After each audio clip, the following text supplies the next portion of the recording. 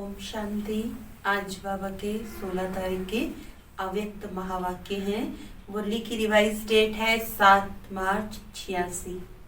आज की मुरली का हेडिंग है पढ़ाई की चारों सब्जेक्ट का यथार्थ यादगार महाशिवरात्रि।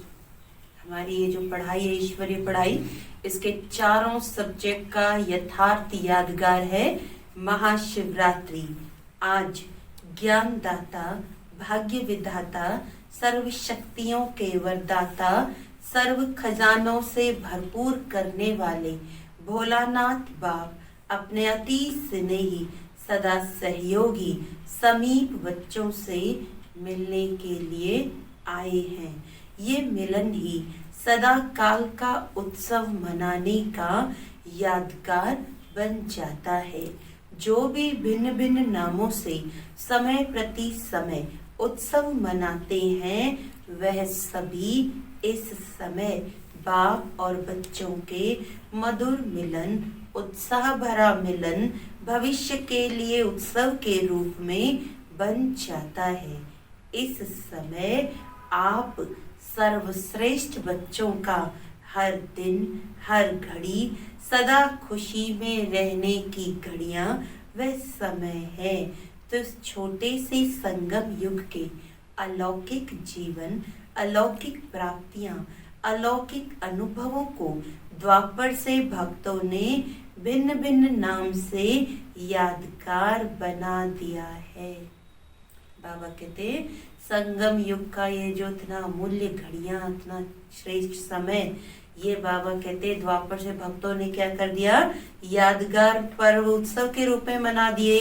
एक जन्म की आपकी ये जीवन भक्ति के 63 जन्मों के लिए याद का साधन बन जाती है। इतनी महान आत्माएं हो, इस समय की सबसे वंडरफुल बात यही देख रहे हो, जो प्रैक्टिकल भी मना रहे हो और निमित्त उस यादगार को भी मना रहे हो। वंडरफुल बात है ना कि प्रैक्टिकल वो चीज देख भी रहे हैं, भगवान सम्मुख में हमारे सामने आते हैं और भक्ति मार्ग का निमित्त मात्र यादगार भी मनाते हैं। चैतन्य भी हो और चित्र भी साथ साथ है। 5000 वर्ष पहले हर एक ने क्या क्या प्राप्त किया, क्या बने, कैसे बने, ये 5000 वर्ष का पूरा अपना यादगार चित्र और जन्म पत्री सभी स्पष्ट रूप में जान गए हो, सुन रहे हो और देख देख हर्षित हो रहे हो कि ये हमारा ही गायन पूजन, हमारे जीवन की कथाएं वर्णन कर रहे हैं। ओरिजिनल आपका चित्र तो बना नहीं सकते हैं, इसीलिए भावना पूर्वक जो भी टच हुआ वह चित्र बना दिया है। तो प्रैक्टिकल शिव जयंती तो रोज मनाते हो, क्योंकि संगम युग है ही अवतरण का युग, श्रेष्ठ कर्तव्य, श्रेष्ठ चरित्र करने का युग। लेकिन बेहद युग के बीच में ये यादगार दिन भी मना रहे हो। आप सबका मनाना है मिलन मनाना, और उन्हों का मनाना है आह्वान करना। हम बच्चों का मनाना कैसा है, मिलन मनाना, और भक्ति मार्ग में जो मना रहे हैं वो आह्वान करना है। उन्हों का है पुकारना और आपका है पा लेना। वह कहेंगे आओ और आप कहेंगे, हम क्या कहेंगे, आ गए, मिल गए। यादगार और प्रैक्टिकल में कितना दिन रात का अंतर है।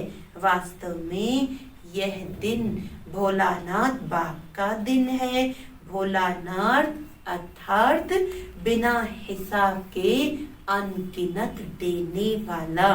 वैसे जितना और उतने का हिसाब होता है, जो करेगा वह पाएगा, उतना ही पाएगा, ये हिसाब है।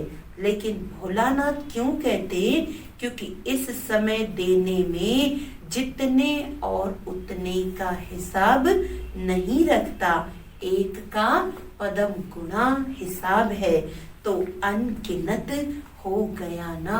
कहाँ कहाँ एक, कहाँ पदम।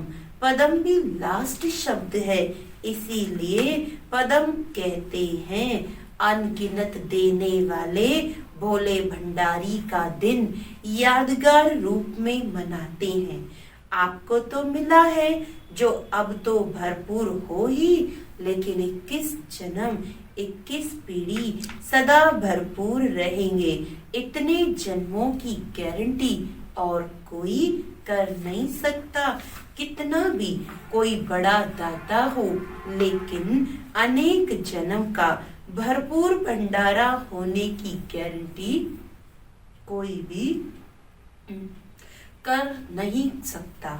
तो भोलानाथ हुआ ना, नॉलेजफुल होते हुए भी भोला बनते हैं, इसीलिए भोलानाथ कहा जाता है। वैसे तो हिसाब करने में एक एक संकल्प का भी हिसाब जान सकते हैं, लेकिन जानते हुए भी देने में तो भोलानाथ ही बनता है। तो आप सभी भोलानाथ बाप के भोलानाथ बच्चे हो ना। एक तरफ भोलानाथ कहते, दूसरे तरफ भरपूर भंडारी कहते हैं। यादगार भी देखो कितना अच्छा मनाते हैं। मनाने वालों को पता नहीं, लेकिन आप जानते हो जो मुख्य इस संगम युग की पढ़ाई है, जिसकी विशेष 4 सब्जेक्ट हैं। वे 4 ही सब्जेक्ट यादगार दिवस पर मनाते आते हैं। कैसे? पहले भी सुनाया था कि विशेष इस उत्सव के दिन बिंदु का और बूंद का महत्व होता है। तो बिंदु इस समय के याद अर्थात योग के सब्जेक्ट की निशानी है। याद में बिंदु स्थिति में ही स्थित होते हो ना। तो बिंदु याद की निशानी और बूंद किसकी निशानी? ज्ञान की भिन्न भिन्न बूंदें इस ज्ञान के सब्जेक्ट की निशानी बूंद के रूप में दिखाई है। धारणा की निशानी, इस दिन विशेष व्रत रखते हैं, तो व्रत धारण करना। धारणा में भी आप दृढ़ संकल्प करते हो, तो व्रत रखते हो कि ऐसा सहनशील व अंतर्मुख अवश्य बन के ही दिखाएंगे। तो यह व्रत धारण करते हो ना, यह व्रत धारणा की निशानी है। और सेवा की निशानी है जागरण। तो बिंदु है याद के सब्जेक्ट की निशानी। बूंद बूंद जो जल चढ़ाते हैं शिवलिंग पर, वो है ज्ञान के सब्जेक्ट की निशानी। व्रत रखते हैं, ये धारणा की निशानी। और सेवा की निशानी है जागरण। सेवा करते ही हो किसको? जगाने के लिए। अज्ञान नींद से जगाना, जागरण कराना, जागृति दिलाना, यही आपकी सेवा है। तो यही जागरण सेवा की निशानी है। तो चारों ही सब्जेक्ट आ गई ना, लेकिन सिर्फ रूपरेखा उन्होंने स्थूल रूप में बदल दी है। फिर भी भक्त भावना वाले होते हैं और सदा ही सच्चे भक्तों की यह निशानी होगी कि जो संकल्प करेंगे उसमें दृढ़ रहेंगे। इसीलिए भक्तों से भी बाप का स्नेह है। फिर भी आपके यादगार को द्वापर से परंपरा तो चला रहे हैं। और विशेष इस दिन जैसे आप लोग यहाँ संगम युग पर बार बार समर्पण समारोह मनाते हो, अलग अलग भी मनाते हो, ऐसे ही आपके इस फंक्शन का यादगार वे स्वयं को समर्पण नहीं करते, लेकिन बकरे को करते हैं, बलि चढ़ा देते हैं। वैसे तो बाप दादा भी हंसी में कहते हैं कि ये मैंपन समर्पण हो। तब समर्पण अर्थात संपूर्ण बनो, बाप समान बनो।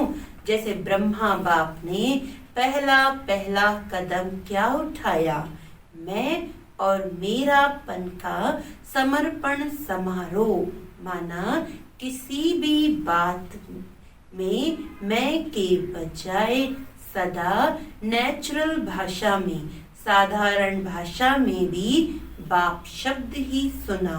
मैं शब्द नहीं, बाबा करा रहा है, मैं कर रहा हूँ नहीं, बाबा चला रहा है, मैं कहता हूँ नहीं, बाबा कहता है। हद के कोई भी व्यक्ति या वैभव से लगाव ये मेरापन है, तो मेरेपन को और मैंपन को समर्पण करना, इसको ही कहते हैं बलि चढ़ना। बलि चढ़ना अर्थात महाबली बनना, तो यह समर्पण होने की निशानी है। तो बाप दादा भक्तों को एक बात की ऑफरिंग देते हैं, किसी भी रूप से भारत में व हर देश में उत्साह की लहर फैलाने के लिए उत्सव बनाए तो अच्छे हैं ना, चाहे 2 दिन के लिए हो या 1 दिन के लिए हो, लेकिन उत्साह की लहर तो फैल जाती है ना, इसीलिए उत्सव कहते हैं। फिर भी अल्पकाल के लिए विशेष रूप से बाप की तरफ मेजॉरिटी का अटेंशन तो जाता है ना, तो उस विशेष दिन पर क्या विशेष करेंगे। जैसे भक्ति में कोई सदा काल के लिए व्रत लेता है और कोई में हिम्मत नहीं होती है, तो 1 मास के लिए, 1 दिन के लिए या थोड़े समय के लिए लेते हैं, फिर वह व्रत छोड़ देते हैं। आप तो ऐसे नहीं करते हो ना। मधुबन में तो धरनी पर पांव नहीं है, और फिर जब विदेश में जाएंगे तो धरनी पर आएंगे या ऊपर ही रहेंगे। सदा ऊपर से नीचे आकर कर्म करेंगे या नीचे रहकर कर्म करेंगे। ऊपर रहना अर्थात ऊपर की स्थिति में रहना। ऊपर कोई छत पर नहीं लटकना है, ऊंची स्थिति में स्थित हो कोई भी साधारण कर्म करना। ऊपर रहने का मतलब पहले हम कोई भी साधारण कर्म कर रहे हैं, लेकिन उस साधारण कर्म में भी स्थिति ऊंची हो। ऊंची स्थिति में स्थित हो कोई भी साधारण कर्म करना अर्थात नीचे आना, लेकिन साधारण कर्म करते भी स्थिति ऊपर अर्थात ऊंची हो। जैसे बाप भी साधारण तन लेता है ना, कर्म तो साधारण ही करेंगे। जैसे आप लोग बोलेंगे वैसे ही बोलेंगे, वैसे ही चलेंगे, तो कर्म साधारण है, तन ही साधारण है, लेकिन साधारण कर्म करते भी स्थिति ऊंची होती है। ऐसे आपकी भी स्थिति सदा ऊंची हो। जैसे इस दिन को अवतरण का दिन कहते हो ना, तो रोज अमृत वेले ऐसे ही सोचो कि निंद्रा से नहीं, शांति धाम से कर्म करने के लिए अवतरित हुए हैं, और रात को कर्म करके शांति धाम में चले जाओ।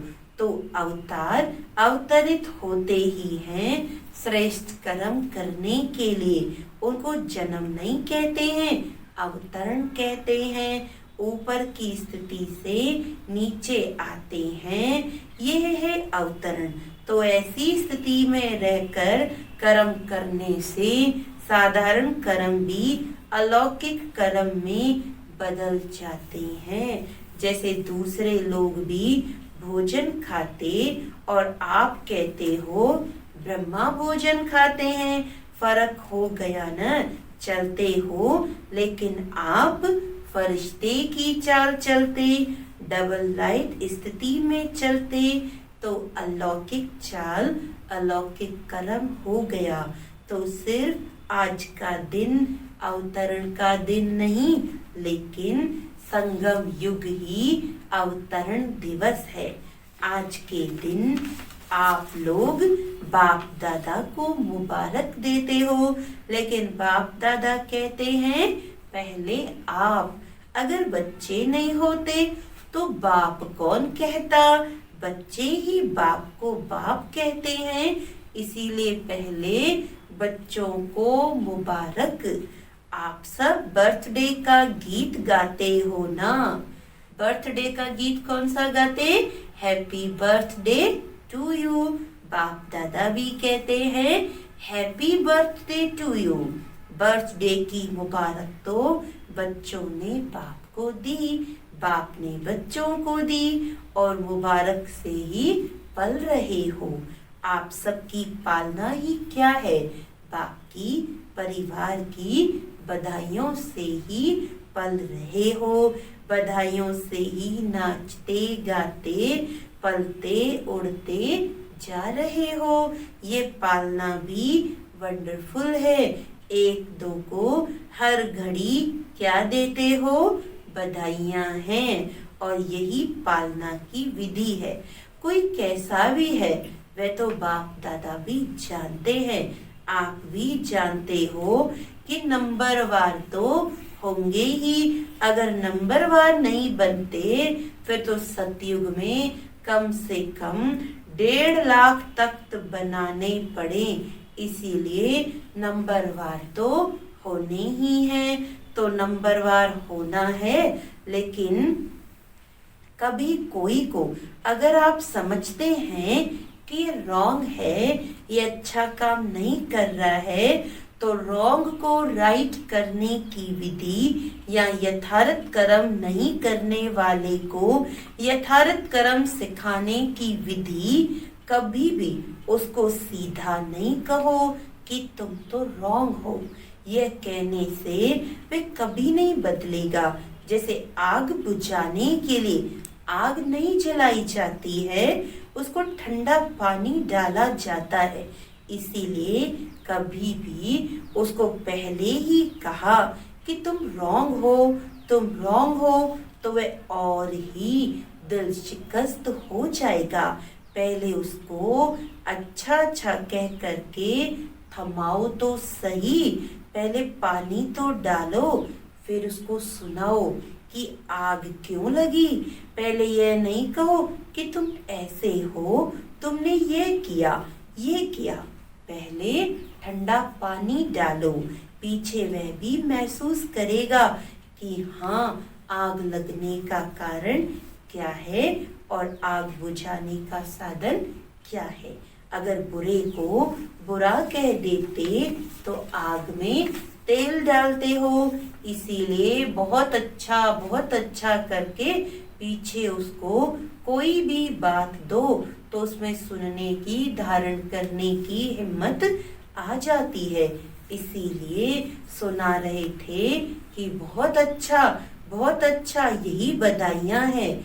जैसे बाप दादा भी कभी किसी को डायरेक्ट रॉन्ग नहीं कहेगा, मुरली में सुना देगा राइट क्या है, रॉन्ग क्या है। लेकिन अगर कोई सीधा कर पूछेगा भी कि मैं रॉन्ग हूँ, तो कहेगा नहीं, तुम तो बहुत राइट हो, क्योंकि उसमें उस समय हिम्मत नहीं है। जैसे पेशेंट जा भी रहा होता है, आखिरी सांस होता है, तो भी डॉक्टर से अगर पूछेगा कि मैं जा रहा हूँ, तो कभी नहीं कहेगा हाँ जा रहे हो, क्योंकि उस टाइम हिम्मत नहीं होती।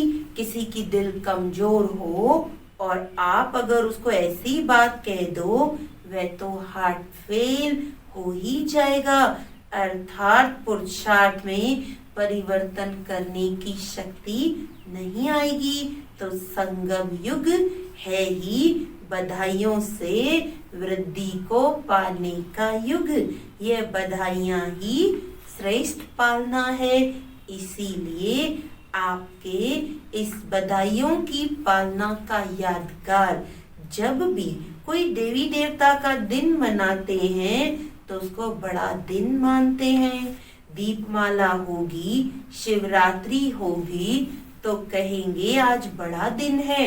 जो भी उत्सव होंगे उसको बड़ा दिन कहेंगे, क्योंकि आपकी बड़ी दिल है तो उन्होंने बड़ा दिन कह दिया है।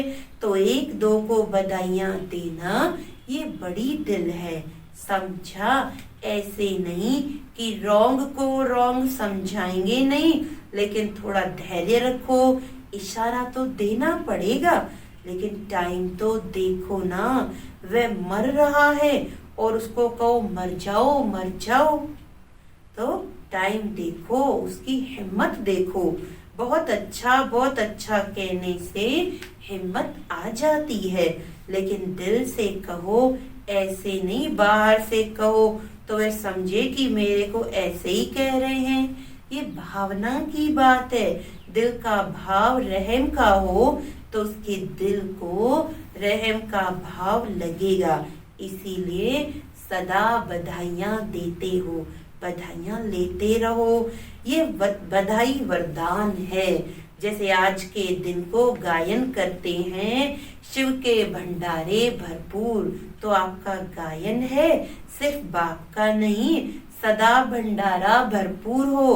दाता के बच्चे दाता बन जाओ। सुनाया था ना, भक्त हैं लेवता और आप हो देने वाले देवता। तो दाता माना देने वाले। किसी को भी कुछ थोड़ा भी देकर फिर आप उनसे कुछ ले लो तो उसको फील नहीं होगा। फिर कुछ भी उसको मना सकते हो, लेकिन उसको पहले दो, हिम्मत दो, उमंग दिलाओ, खुशी दिलाओ। फिर उससे कुछ भी बात मनाना चाहो तो मना सकते हो। रोज उत्सव मनाते रहो, रोज बाप से मिलन मनाना, यही उत्सव मनाना है। तो रोज उत्सव है। अच्छा, चारों ओर के बच्चों को संगम युग के हर दिन के अवतरण दिवस की अविनाशी मुबारक हो। सदा बाप समान दाता और वरदाता बन हर आत्मा को भरपूर करने वाले मास्टर भोलानाथ बच्चों को सदा याद में रह हर कर्म को यादगार बनाने वाले बच्चों को सदा स्व उन्नति और सेवा की उन्नति में उमंग उत्साह से आगे बढ़ने वाले श्रेष्ठ बच्चों को विशेष आज के यादगार दिवस शिव जयंती, सो ब्राह्मण जयंती, हीरे तुल्य जयंती, सदा सर्व को सुखी बनाने की, संपन्न बनाने की जयंती की मुबारक और याद प्यार और नमस्ते। हम रूहानी बच्चों की रूहानी बाप दादा को याद प्यार, गुड मॉर्निंग, नमस्ते नमस्ते नमस्ते जी। तो ये आज बाबा की मुरली विशेष शिवरात्रि पर थी कि बाबा ने कहा बधाइयां देते और बधाइयों में पल रहे हो तो हमें भी सबको देना है। देकर फिर भले उस आत्मा को समझाने के लिए कुछ भी बनवाना है उसे कराओ। तो ये थे आज के बाबा के अव्यक्त महावाक्य। आज बाबा ने वरदान में कहा हर शक्ति को ऑर्डर प्रमाण चलाने वाले, हर शक्ति को ऑर्डर प्रमाण चलाने वाले मास्टर रचयिता भव। कर्म शुरू करने के पहले जैसा कर्म वैसी शक्ति का आह्वान करो, मालिक बनकर ऑर्डर करो, क्योंकि ये सर्व शक्तियां आपकी भुजा समान है। आपकी भुजाएं आपके ऑर्डर के बिना कुछ नहीं कर सकती। ऑर्डर करो, सहन शक्ति, कार्य सफल करो, तो देखो सफलता हुई पड़ी है। लेकिन ऑर्डर करने के बजाय डरते हो, कर सकेंगे या नहीं कर सकेंगे, इस प्रकार का डर है तो ऑर्डर चल नहीं सकता। इसीलिए मास्टर रचयिता बन हर शक्ति को ऑर्डर प्रमाण चलाने के लिए निर्भय बनो। स्लोगन है सहारे दाता बाप को, प्रत्यक्ष कर सबको किनारे लगाओ। सहारे दाता बाप को प्रत्यक्ष कर सबको किनारे लगाओ। अच्छा, आज महीने का तीसरा रविवार है, तो सभी राजयोगी तपस्वी भाई बहने साय 6:30 से 7:30 विशेष योग के अभ्यास समय अपने पूर्वजपन के स्वमान में स्थित हो कल्प वृक्ष की जड़ों में बैठ पूरे वृक्ष को शक्तिशाली योग का दान देते हुए अपनी वंशावली की दिव्य पालना करें। तो आज हम सभी शाम को 6:30 से 7:30 विशेष योग करेंगे। अच्छा, ओम शांति।